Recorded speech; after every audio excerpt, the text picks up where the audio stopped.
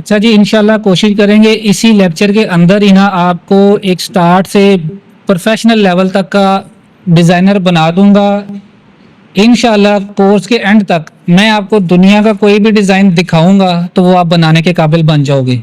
ठीक है, तो कोई भी डिज़ाइन जो भी मतलब ब्रोशर, फ्लायर, फैक्स, ये अंदर भी आपने फ्लेक्सिंग देखी होगी, या मार्केट में घर से यहाँ तक आते जाते जितनी डिज़ाइनिंग आपको नज़र आती है वो आप सब बनाने के काबिल हो जाओगे। ठीक है। अच्छा, कोर्स कोई भी हो उसमें आपको चैलेंजेस, एडवांटेजेस दोनों फेस करने पड़ते हैं। प्रॉब्लम्स आएंगी, आपको अभी से बता रहा हूँ। मेरी आवाज़ एंड तक आ रही है सबको? ये चैलेंजेस आपको ना फेस करने पड़ने, मैं पहले से ही बता रहा हूँ, पहले दिन से ही बता रहा हूँ कि आगे चल के आपके पास मुश्किलें आएंगी, लेकिन उससे ना तो डरना है ना घबराना है। वो कोर्स का हिस्सा होती हैं आपका। ठीक है। आप लोगों को इस कोर्स में जो मसले आपके साथ आने, वो सबसे पहला तो आपके पास एक लैपटॉप, एक सिस्टम का है, और वो ग्राफिक होना चाहिए, ग्राफिक मशीन होनी चाहिए। एक लैपटॉप या एक पीसी जो होता है ना, वो नॉर्मल भी होती हैं और ग्राफिक मशीन्स भी होती हैं। तो ग्राफिक डिज़ाइनिंग के लिए वो ग्राफिक मशीन ज़रूरी होती है जिसमें 2 GB, कम अज़ कम 2 GB का ग्राफिक कार्ड होता है। लेकिन अगर वो नहीं है, नॉर्मल लैपटॉप पे भी आपका गुजारा हो जाएगा, कोई मसला नहीं है उसमें। ठीक है। दूसरा, जब आप अपने स्किल को लेके मार्केटिंग करेंगे ना अपनी, जाहिर बात है किसी को तो नहीं पता चलेगा कि आप कितने एक्सपर्ट हो, तो दुनिया को बताने के लिए हमें अपनी मार्केटिंग करनी पड़ती है। उस मार्केटिंग में बाज़ औक़ात हमें लॉस भी होता है, गलत मार्केटिंग करने की वजह से। ऐड अच्छा ना चले, या ऐड अच्छा बनाया नहीं है, या उसको सेट नहीं अच्छा किया, उस वजह से आपके पास क्लाइंट नहीं आएगा और जो उसके ऊपर बजट लगाया होगा वो ज़ाया हो जाएगा। तो ज़रा जब सारा कुछ सीख के समझ के चलेंगे ना तो फिर कोई मसला नहीं आएगा। अब ये जो 4 बेसिक ग्राफिक डिज़ाइनिंग के कॉन्सेप्ट हैं, समझ लें। दुनिया के हर डिज़ाइन में यही 4 चीज़ें होती हैं: टेक्स्ट, इमेज, कलर और शेप्स। करोड़ों डिज़ाइन आगे पीछे ऊपर नीचे करके इन्हीं को बनाया जाता है। इसके अलावा 5वीं चीज़ नहीं होती कोई इसमें। मतलब 5वीं एनिमेशन होता है, वो अलग चीज़ है, लेकिन डिज़ाइनिंग, ग्राफिक डिज़ाइनिंग में यही 4 चीज़ें होती हैं। और इसी 4 चीज़ों पे सारी ज़िंदगी एक डिज़ाइनर डिज़ाइन बनाता है। ठीक है। लेकिन मसला आता है कि इनको सिलेक्ट करना, इनको यूज़ करना, कब, कहाँ, कैसे, किस तरह से किस सेट को यूज़ करना है। बस यही क्रिएटिविटी है कि इन 4 चीज़ों को हमने यूज़ कैसे करना है। इन चीज़ों को भी यूज़ करने के लिए क्रिएटिव बनना पड़ता है, और जो क्रिएटिव बनता है वो सबसे ज़्यादा अर्निंग करता है। लेकिन क्रिएटिविटी सीखने से नहीं आती, वो काम करने से आपको आएगी। अब इनमें सबसे ज़रूरी जो चारों में आ जाता है वो है कलर को अंडरस्टैंड करना, कलर्स थ्योरी को समझना। बेसिकली जो रूल्स डिवाइड किया जाता है वो 2 हैं, ये वार्म कलर और कूल कलर। ठीक है। वार्म कलर उन डिज़ाइंस में मोस्टली लगाया जाता है जो डिज़ाइन हमने दूर से देखना या पढ़ना हो। जैसे रोड के ऊपर चलते चलते कोई डिज़ाइन, वहां पे कोई रुक के तो नहीं ना गाड़ी रोक के एडवर्टाइजमेंट देखता है, वो तो चलते चलते ही देखना पड़ता है। गली मोहल्ले में भी कोई भी डिज़ाइन जो बाहर लगा हुआ है ना, खंबे के ऊपर लगा है, वो किसी भी दीवार पे लगा है, वो चलते चलते हम लोग पढ़ते हैं। कूल कलर उन डिज़ाइंस के अंदर आता है जो हमने करीब से पढ़ना हो। जैसे ये खिड़की करीब है, हमारे विजिटिंग कार्ड हम हाथ में देख के पढ़ते हैं, ब्रोशर, फ्लायर, फ्लेक्स वगैरह जो है वो हम लोग हाथ में रख के पढ़ते हैं ना। देख लें, ये भी है, तो ये कूल कलर ही है सारे इसके अंदर। ठीक है, क्योंकि ये चीज़ हाथ में रख के पढ़ने वाली है, देखने वाली है, तो ये फ़र्क होता है। वैसे क्लाइंट जो भी कलर कहे हमें वो लगाना पड़ता है, लेकिन क्लाइंट जब कहे ना कि अपनी मर्जी करो, फिर हमें देखना पड़ता है कि हम डिज़ाइन क्या बना रहे हैं। फिर उसमें भी 2 चीज़ें और ज़रूरी आ जाती हैं कि वो देखना पड़ता है कि वो ब्रांड है कोई, या एक कोई लोकल कंपनी है। ठीक है। जो ब्रांड होते हैं उनका कलर, लोगो, फॉन्ट, हर चीज़ डेवलप होती है। मसलन ये जेडीसी की ही एग्जांपल देता हूँ, हर जगह पे यही फॉन्ट में जेडीसी नज़र आएगा और इसी कलर में नज़र आएगा आपको, क्योंकि यही रजिस्टर्ड फॉन्ट है। लेकिन जब नया ब्रांड डेवलप होता है ना, तो वो पैसा भी आपको ज़्यादा देगा और उसमें आप लोगों को दिमाग बड़ा लड़ाना पड़ता है अपना। ठीक है। उसके लिए एक बड़ी स्पेशल क्लास है हमारी ब्रांड अवेयरनेस के हवाले से, कि ब्रांड नया अगर कोई बनवाता है तो उसके साथ हमने कम्युनिकेशन क्या करनी है, कैसे प्रेजेंटेशन देनी है, क्या क्या उसके आगे रखना है। वो क्लास आपने बड़े गौर से अटेंड कर लेनी है। वैसे तो सारी करेंगे, लेकिन उसको कुछ ज़्यादा ही तवज्जो देनी है। उस तरह की प्रेजेंटेशन जब आप किसी के आगे रखेंगे ना, तो क्लाइंट के पास इनकार करने की कोई गुंजाइश नहीं होती, सिवाय एक के कि वो पैसों पर आके बात रह जाए, कोई बने ना, या कोई उससे भी बहुत अच्छी ऑफर दे दे, अदरवाइज कोई ऑप्शन नहीं बचती, ठीक है। और मैं बार बार ब्रांड की तरफ ही आपको मोटिवेट करूंगा, क्योंकि पैसा वही देते हैं। गली मोहल्ले में से अगर कोई इस तरह का ब्रोशर बनवाता है ना आपसे एक, तो उसने आपको 400-500 रुपया देना डिजाइन का इसका। वही काम किसी ब्रांड के साथ आप करते हो तो अच्छा खासा पैसा मिलता है, वो भी अभी आगे चल के मैं आपको बताता हूँ। तो ये 2 कलर स्कीम का समझ आ गई, ठीक है ना, दूर से और करीब। बाकी क्लाइंट की अपनी मर्जी, वो अगर इसको रेड कहेगा तो हमें इसको रेड ही बना देना है, हमें उससे क्या, क्लाइंट कह रहा है तो हमें बनाना पड़ता है, ठीक है। दूसरी चीज के आरजीबी और सीएमवाई की ये 2 कलर स्कीम होती हैं। RGB colour scheme red green blue और श्याम मैजेंडा येलो ब्लैक दूसरी कलर स्कीम, और इन्हीं की 2 प्रिंटिंग मशीनें भी होती हैं। आरजीबी कलर स्कीम में हर वो डिजाइन होता है जो हमने स्क्रीन की हद तक देखना हो, मोबाइल में देखना हो, लैपटॉप में देखना हो, ठीक है, जिसको हमने प्रिंट नहीं करवाना, सिर्फ इसको स्क्रीन की हद तक शेयर करना है, फेसबुक पे कर दिया, जी हाँ। और जो सीएमवाई के स्कीम होती है वो प्रिंट, जो जैसे ये प्रिंट बाहर आ गया, ये बाहर प्रिंट आ गया मेरे पास, फिजिकल प्रिंट मेरे हाथ में है, बाहर जितनी फ्लैक्सीज लगी हुई हैं पूरे लाहौर में, जहां पूरे दुनिया में, वो सारा यही होता है, ठीक है, वो फिजिकल प्रिंट है।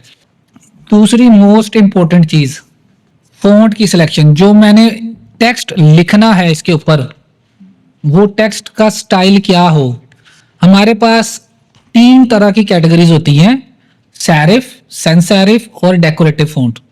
इनमें आगे हजारों फॉन्ट्स आते हैं, मतलब इसमें भी हजारों हैं, इसमें भी हजारों, इसमें भी आगे से हजारों कैटेगरीज आ जाती हैं फॉन्ट्स की।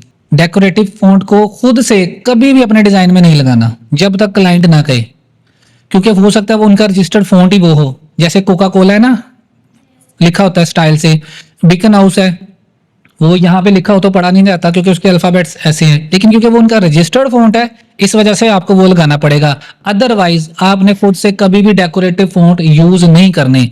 एक स्टार्टर, एक बिगिनर, एक लर्नर हमेशा स्टार्ट में इस तरह के फॉन्ट पसंद करता है लगाना, इसलिए ये चीज बता रहा हूँ, क्योंकि वो समझता है कि ये स्टाइलिश फॉन्ट है तो मेरा डिजाइन भी अच्छा बन जाएगा, जबकि ये डिजाइन का बेड़ा गर्क कर देता है। तो इसलिए अब पीछे रह गई 2 कैटेगरी। थोड़ा सा कम हो गया ना मामला कि चलें अब हमने फॉन्ट सिलेक्शन करने में मसला है। इसके मैं थोड़े से आपको सैंपल दिखा देता हूँ। सैंपल नजर आ रहे हैं, ये डेकोरेटिव फॉन्ट्स होते हैं। दूसरा आ जाता है sans serif font. Sans serif font ये 2007 तक चलता था, ठीक 2007 तक ये अच्छा चलता था। इनको भी हमने कभी भी अपने मेन टाइटल के लिए यूज नहीं करना, मेन हेडिंग टाइटल जो होता है उसके लिए यूज नहीं करना। जहां पर बल्क में टेक्स्ट हो, ज्यादा टेक्स्ट हो, पैराग्राफ हो, वहां पे इसको आप यूज कर सकते हैं। तो ये फॉन्ट, अब पीछे क्या रह गया हमारे पास, सैंस सैरिफ फॉन्ट। अपनी तमाम हेडिंग्स, टाइटल इसी फॉन्ट की आपने बनानी है। अब इसमें आगे हजारों फॉन्ट्स होंगे, जैसे ये 3 आपके सामने सैंपल नजर आ रहे हैं ना जेडीसी के, ऊपर वाला नीचे वाला, ये तीनों सैरिफ फॉन्ट है, लेकिन तीनों अलग अलग कैटेगरी है, इनका तीनों का अलग अलग नाम है। तो ये सिंपल होता है, प्लेन होता है, बिल्कुल कोई कॉर्नर साइड में नहीं निकलाता। इस टाइम ट्रेंडिंग में हर ब्रांडेड लोग ये यूज करते हैं। इसकी आगे ठीक है, प्लेन फॉन्ट, अलग अलग फॉन्ट्स हैं, बीच में थोड़ा सा ये मिक्सअप हो गया लेकिन इसको इग्नोर करें, ये सामने मेन चीज, सारी अलग अलग नाम है इनका। तो अब आपके पास 3 कैटेगरीज आ गई। आपने किसके साथ चलना है, सैंस सैरिफ के साथ चलना है। यहाँ तक किसी ने कुछ पूछना है, कोई सवाल, किसी के ज़हन में कोई कंफ्यूजन?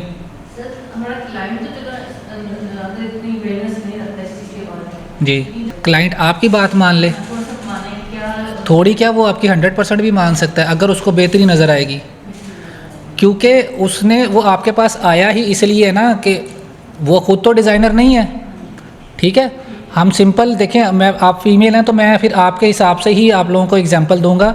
जब कोई फंक्शन होता है ना फंक्शन, तो हम हर फंक्शन के हिसाब से तैयार होते हैं ना। तो अगर किसी की बर्थडे पे जाना है तो उस हिसाब से, अगर किसी की शादी में जाना है तो फिर उस हिसाब से तैयारी होती है, और तैयारी देखने वाली भी होती है फिर नहीं, उनको सजेस्ट आप कर सकते हैं फिर। हाँ, उन्हें क्या, सर ये मार्केट में चल रहा है इस टाइम, ट्रेंडिंग में ये मामला है, ये इस तरह से आप करेंगे तो ज़्यादा बेहतर है।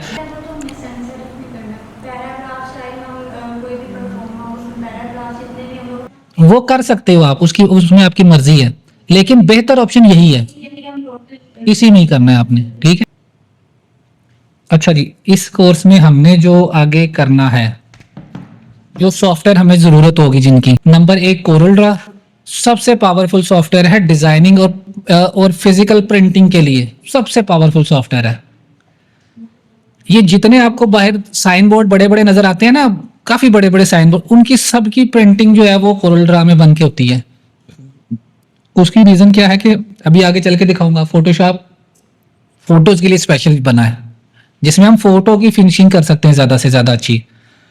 तो कोरल ड्रा में हमारे उर्दू बाजार या रॉयल मार्केट जो जहाँ पे प्रिंटिंग प्रेस है जो सारी, वहां पर भी अगर आप देखेंगे ना तो 70% लोग कोरल ड्रा पे काम करते हैं।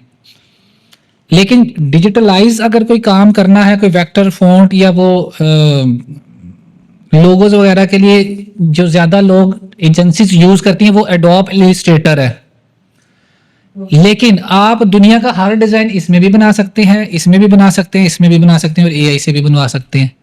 थोड़ा सा कुछ टूल इसमें इजी है, कुछ इसमें इजी है, कुछ इसमें इजी है, लेकिन हमें समझ के चलना पड़ता है। अगर तो आप अपनी एजेंसी बना रहे हो तो फिर तो कोई इश्यू नहीं है, लेकिन जब आप जॉब के लिए कहीं जाते हो ना तो वहां पे सवाल होता है। वहां पे सवाल क्या होता है कि आप उनको चाहिए ग्राफिक डिजाइनर, तो वो आपसे सवाल क्या करेंगे, जी आपको इलस्ट्रेटर आता है? तो आप कहते हो नहीं मैंने तो कोरल सीखा है, तो वो फिर कहता है जी नहीं हम नहीं कर सकते ये, ठीक है। क्यों? उसकी दो रीजन होती है। नंबर एक कि उनके पास ऑलरेडी काम इसी सॉफ्टवेयर पे चल रहा था, वो डिजाइनर छोड़ गया और उसी को कंटिन्यू करना है अब, इस वजह से उनको इलस्ट्रेटर का ही डिजाइनर चाहिए। हालांकि फोटोशॉप और कोरल ड्रा में भी वही डिजाइन बन जाते हैं, सारा कुछ हो जाता है। मुझे एक चीज बताएं कि जाहिर बात है हम लाहौरी हैं तो खाना शाना फास्ट फूड ये रूटीन का हिस्सा बन चुकी है अब हमारी। आप लोग कढ़ाई खाने जाएं तो कभी जिंदगी में पूछा है उससे कि किस पतीली में बनाई है ये? कढ़ाई खाने के बाद कभी पूछा है कि किस पतीली में बनाई है? नहीं ना पूछा, क्योंकि हमें कढ़ाई से गर्ज है ना कि अच्छी बनी है या बुरी बनी है। कभी पूछा है कि ये किस चूल्हे पे बनाई है? ये सवाल जितने भी आते हैं ना ये जॉब में आते हैं। क्लाइंट को इस चीज से गर्ज नहीं है कि वो आप किस सॉफ्टवेयर में बना रहे हो, क्लाइंट को गर्ज है मेरा काम अच्छा होना चाहिए, ठीक है, उसको इस चीज से गर्ज है। तो आपने अब देखना कि आपने जॉब करनी है आगे चल के या बिजनेस करना है, और मैं सजेस्ट करूंगा बिजनेस को। जॉब करें आप सीखने के लिए, फ्री में भी जॉब करनी पड़ती है तो फ्री में भी करें। कलर का थोड़ा सा आपको अंडरस्टैंड हो गया, और अब आ जाते हैं शेप की तरफ। शेप्स अपने डिजाइन, ये देखिए ये शेप्स बनी हुई है ना, शेप डिफरेंट। ये बॉक्स है, इस बॉक्स को थोड़ा सा तिरछा किया हुआ है, ठीक है। ये बॉक्स है, इस बॉक्स को थोड़ा सा किया हुआ है। इस बॉक्स के कॉर्नर राउंड किए हुए हैं और ऊपर आधा बॉक्स लगाया हुआ है, तो सब में एक बॉक्स आपको नजर आ रहा है। अपने डिजाइन के अंदर कभी भी जिंदगी में 3 अलग अलग शेप्स को यूज नहीं करना।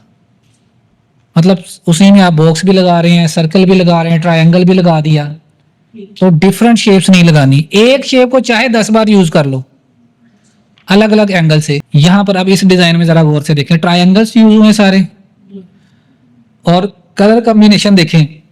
वो जो लोगो का कलर है वही इसने शर्ट पहनी हुई है, वही पीछे बैकग्राउंड पे शेप में कलर लगाया हुआ है।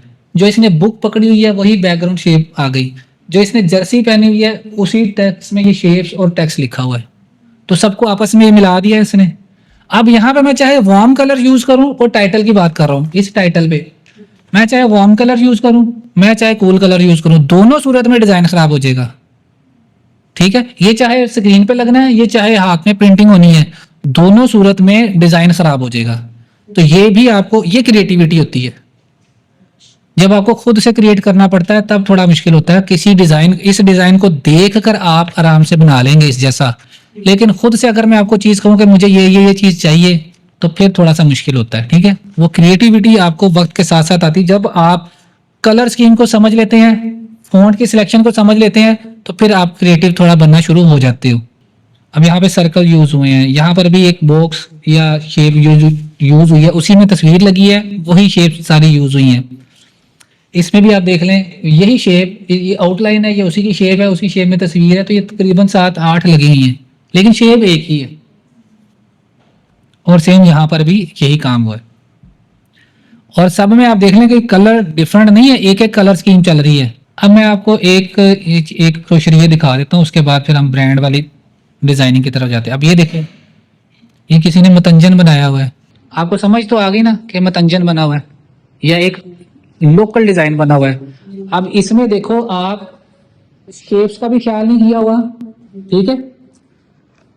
टेक्स्ट एक शेप के ऊपर दूसरी शेप है, और फॉन्ट स्ट्रेच करके भी लगाए हुए हैं, मिक्सअप किया हुआ है सारा कुछ। साइज का कोई ख्याल नहीं कि किस जगह पे किस फॉन्ट के साइज को किस तरह से मैंने मैनेज करना है।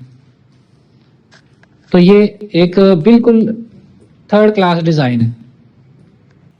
दुनिया के हर डिजाइन में यही चार चीजें होती हैं: टेक्स्ट, इमेज, कलर और शेप्स।